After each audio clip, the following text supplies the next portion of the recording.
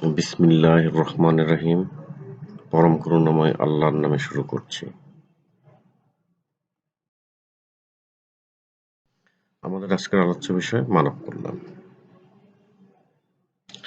মানব কল্যাণ প্রবন্ধটির রচয়িতা আবুল ফজল।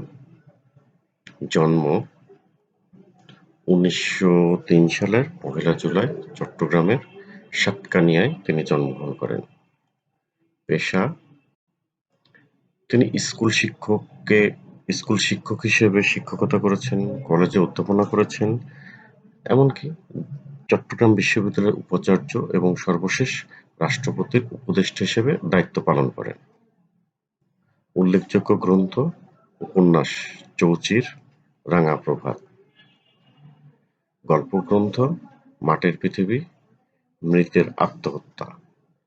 তিনি মৃত্যুবরণ করেন ১৯৮৩ সালের ৪ মে চট্টগ্রামে। প্রবন্ধের আলোচ্য বিষয়: ভিক্ষা দেওয়া, সাহায্যপ্রবণ গোষ্ঠী-জাতি গড়ে তোলা মানব কল্যাণ হতে পারে না।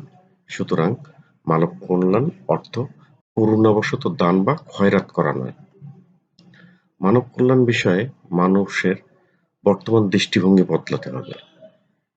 মানুষের অপমানজনক অবস্থা থেকে উত্তরণ ঘটানোর মধ্যেই মানব কল্যাণ নিহিত। চিন্তাভাবনা বদলাতে হবে, মানুষকে বৈজ্ঞানিক ও সুবুদ্ধিসম্পন্ন হতে হবে। মানব কল্যাণ সাধনে অসাম্প্রদায়িক ধর্মীয় চেতনাও। পাঠ পরিচিতি: আবুল ফজলের মানব কল্যাণ প্রবন্ধটি ১৯৭২ খ্রিস্টাব্দে রচিত হয়। এটি প্রথম মানবতন্ত্র গ্রন্থে সংকলিত হয়। এই রচনায় লেখক মানব কল্যাণ ধারণাটির তাৎপর্য বিচারে সচেষ্ট হয়েছেন।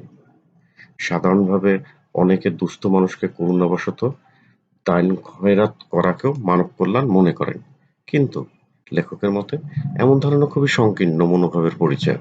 তার মতে মানব কল্যাণ হলো মানুষের সার্বিক মঙ্গলের প্রয়াস। এই কল্যাণের লক্ষ্য সকল অমাননাকর অবস্থা থেকে মর্যাদাসম্পন্ন অবস্থায় মানুষের উত্তরণ ঘটানো। লেখকের বিশ্বাস, মুক্তবুদ্ধির সহায়তায় পরিকল্পনামাফিক পথেই কল্যাণময় পৃথিবী রচনা করা সম্ভব।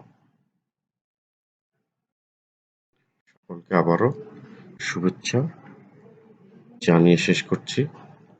আল্লাহ হাফেজ। সবাইকে ধন্যবাদ।